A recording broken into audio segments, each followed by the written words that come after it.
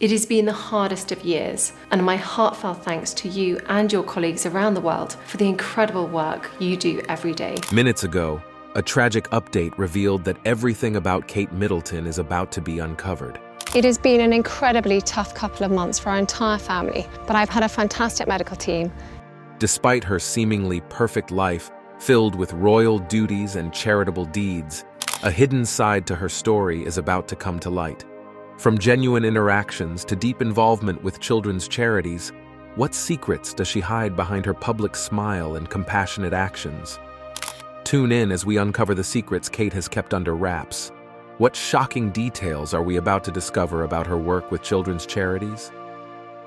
The true tale of Kate Middleton's charitable influence. Over the last 9 months, we've all dealt with worry, loneliness, and uncertain times. During these challenges, Catherine, Duchess of Cambridge, has captured hearts around the world with her warm smile, genuine kindness, and down-to-earth personality. From a regular background to becoming a royal, her life might seem like a fairy tale.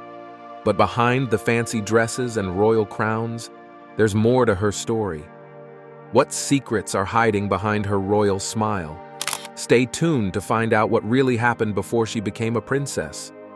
Her role as a mother also adds to her public image. She balances her royal duties with family life, and the way she interacts with her children shows the same kindness and love she extends to everyone else. It's part of what makes her so relatable to everyday people. She often visits schools, hospitals, and community centers, where she listens to the stories of those she meets and shows respect for their experiences. In March 2011, she and William set up a special fund through the Royal Foundation of the Duke and Duchess of Cambridge and Prince Harry. Instead of buying wedding gifts, people could donate to charity. The couple chose 26 different charities to support, focusing on causes like the military, children, the elderly, the arts, sports, and protecting the environment. By June 2012, the foundation's name was changed to include her, becoming the Royal Foundation of the Prince and Princess of Wales. She is very passionate about helping young children, improving mental health, supporting sports, tackling addiction, and encouraging the arts. People often call the impact she has on fundraising and awareness the Catherine effect. She's involved with many charities, especially in the arts, like the Art Room and the National Portrait Gallery. She also supports the Lawn Tennis Association and Action for Children as a patron. After Queen Elizabeth II handed over some responsibilities in 2019, she took over as the patron for the Foundling Museum. She had already been volunteering with the Scout Association in North Wales before being appointed co-president in September 2020. As the patron of Action on Addiction, she visited centers and spoke with people recovering from addiction. She also helped launch the Impact program in October 2012, which looks at how addiction affects families. But that wasn't the end of her involvement. In June 2021, after Action on Addiction merged with the Forward Trust, she became the patron of this new organization. She even led the Taking Action on Addiction campaign. In January 2018, she anonymously donated her hair to the Little Princess Trust, a charity that makes wigs for children who have lost their hair due to cancer treatments.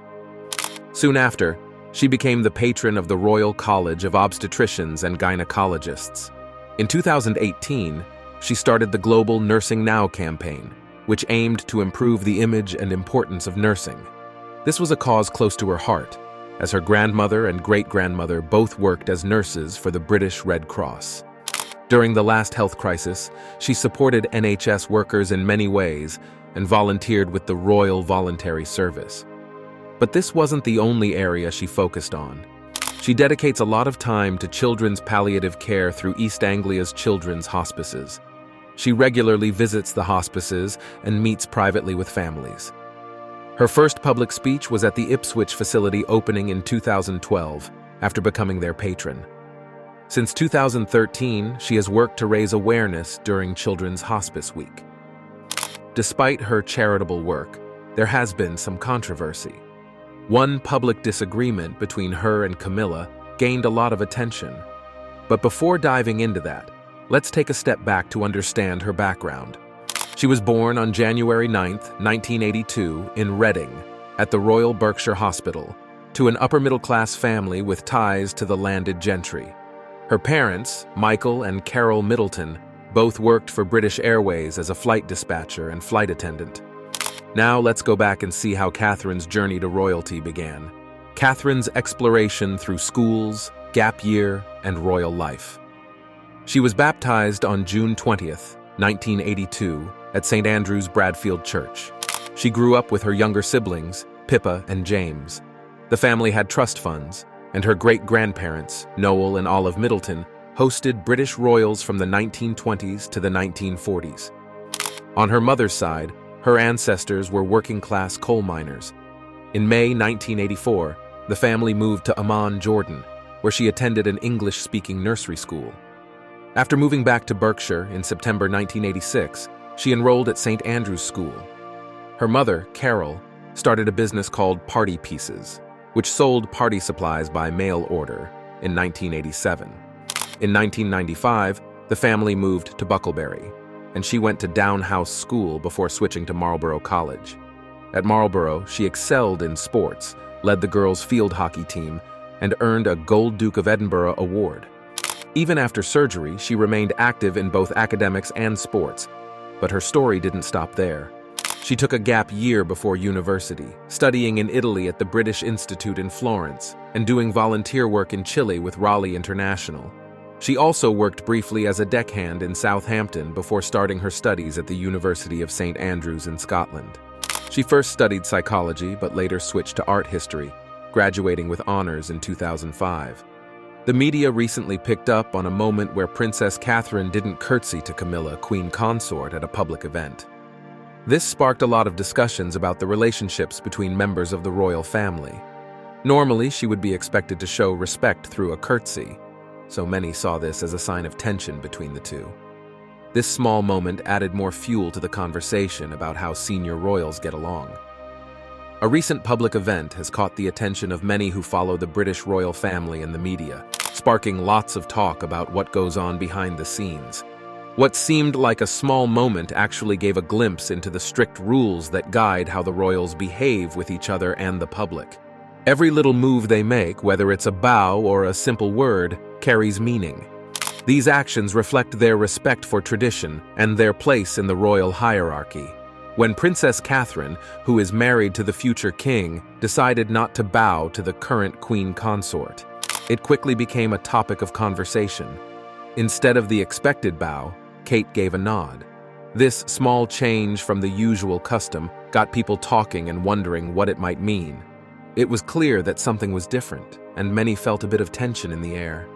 Some believe that recent disagreements between her and Camilla could be behind her decision, making this moment more than just a break from tradition. But this wasn't the most surprising part. The royal family has been through a lot over the years, from the tragic passing of Princess Diana to ongoing criticism from the public and the press. These challenges often bring up old family issues, and now it seems that some of those tensions are playing out in public. She and Camilla each have their own approaches to their roles.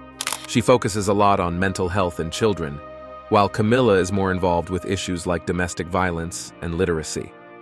Despite these differences, their roles are vital to the monarchy, though some friction still exists between them. The personal relationships within the royal family have always been under the spotlight.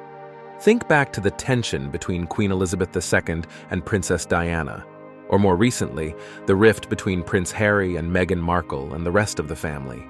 These relationships shape how the world sees the royal family and affect their image on a global scale. People all around the world see them as more than just figureheads. They represent the history and traditions of a nation. So any sign of conflict or change in their usual behavior grabs everyone's attention. This recent moment between her and Camilla shows how hard it is to stick to royal rules while dealing with personal feelings. Her choice might be her way of quietly asserting her independence within the highly structured royal system. As younger royals like her take on bigger roles, these moments become even more important. They show how the monarchy is changing and trying to stay relevant in today's world. The real question is, how will the royals balance their personal lives with the heavy expectations of their public roles? Moments like this are a reminder that the future of the monarchy will be shaped by both their traditions and their ability to evolve with the times. One day, Charles spotted a traditional Bengali dish being prepared, and his curiosity got the better of him. He asked for a quick cooking lesson and even put on an apron to join the chefs in the kitchen. Watching royalty cook, taste, and stir at the stove was a surprising sight, and it brought smiles to those around him. This simple moment made him seem more down-to-earth and relatable, breaking the usual distance people feel from someone of his status. Back home, the news of King Charles stepping down from the throne sent shockwaves through the country and the palace. Many fans of the royal family were caught off guard, and it led to widespread talks. Though he had tried to bring a fresh, modern touch to the monarchy, his decision to resign went against tradition. This raised questions about possible family conflicts or pressures from outside the palace. People wondered if it was his health, how the public saw him, or concerns for the future of the royal family that led to this major decision. But that wasn't the hardest part. Camilla, his wife, was visibly emotional throughout this difficult time. Her tears revealed the toll this decision took on their personal lives, showing the sacrifices people in power often make, even when those sacrifices are unseen by the public. It was clear she was deeply affected, sharing this tough moment with him and exposing a more human side of royal life that many don't often see. This decision had a big impact on the royal family's future as well. With him stepping aside, Prince William is now next in line for the throne, much sooner than expected. This quick shift means William has to get ready for a role he thought he'd take on much later in life. While this brings its own challenges, it also opens doors for new ideas, as his leadership could bring a fresh outlook to a monarchy facing pressure to stay relevant in today's world. The public and media were left trying to make sense of everything. News outlets and opinion pieces poured in, exploring why he might have stepped down. Was it due to health reasons? Or perhaps a move to bring younger, more energetic leadership to the monarchy? The debates went on as everyone tried to understand what was really behind his decision. As big changes come, let's look at how the royals are connecting with everyone today. A new, friendly royal image. Internationally, the response varied. Many global leaders and royal families showed their support, recognizing how difficult this choice must have been. Stepping back from the throne wasn't just a personal moment for him. It was a huge moment in royal history. This choice could reshape the British monarchy, especially at a time when its place in the modern world is constantly being questioned. As the royal family and their advisors work through this transition, they have a lot to figure out. They need to manage the immediate effects of his decision, while also thinking about what this means for the future. The next few months will be crucial. How they handle this will not only influence how the public sees the monarchy, but it will also help redefine what the royal family stands for in today's society. This is more than just a change in who wears the crown.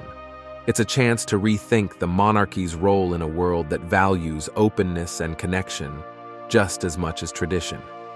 He was curious as he walked up to the counter and asked about the blender the staff were using. The young server told him they were making a mango lassi. To everyone's surprise, he said he wanted to give it a try. As the King of England rolled up his sleeves and moved behind the counter, the restaurant staff could only watch in disbelief. People quickly pulled out their phones to record this unusual moment. Soon, social media was full of videos and pictures of him making a mango lassi. The event became very popular online, with hashtags showcasing a more personal and approachable side of the king. His visit to the Bangladeshi restaurant in East London showed how friendly and open he could be, connecting with the diverse cultures of the UK. This moment felt like a refreshing change, showing a more modern and relatable British monarchy. The king had come to highlight the cultural history and immigrant communities in the area, but his hands-on approach in the restaurant went beyond what anyone expected. The mango lassi incident in Brick Lane gave people a glimpse of who he really is, a man deeply rooted in tradition, but also eager to stay connected with today's world. Charles Philip Arthur George, born more than 70 years ago, grew up during the time after World War II. From the start, he faced the weight of royal duties and the watchful eyes of the public. Despite his privileged upbringing, he received a broad education. He was taught by a governess and then attended famous schools like Timbertop and Gordonstown. Later, he studied at Trinity College, Cambridge. His early interest in the arts, nature, and philosophy shaped much of what he pursued later in life. People close to him describe him as thoughtful and curious, qualities that have shaped his compassionate nature. For more than 60 years as the Prince of Wales, he carved out his own path. In 1976, he founded the Prince's Trust, a charity that has helped over 1 million young people, showing his dedication to social issues and making a real impact on society. Throughout his life, he faced both public and personal struggles, including his marriage to Lady Diana Spencer and the challenges that followed. Even so, he stayed focused on his charitable work and environmental efforts. Long before it became a major concern, he spoke out about problems like plastic pollution and supported organic farming, applying these ideas on his own estate, which has been organic since the 1980s. He has also shown genuine interest in different cultures and religions, which is clear from how respectfully he interacts with people from various backgrounds. Whether visiting Japan or eating at a small restaurant in Brick Lane, he approaches each experience with respect and understanding, earning him praise for his open-mindedness.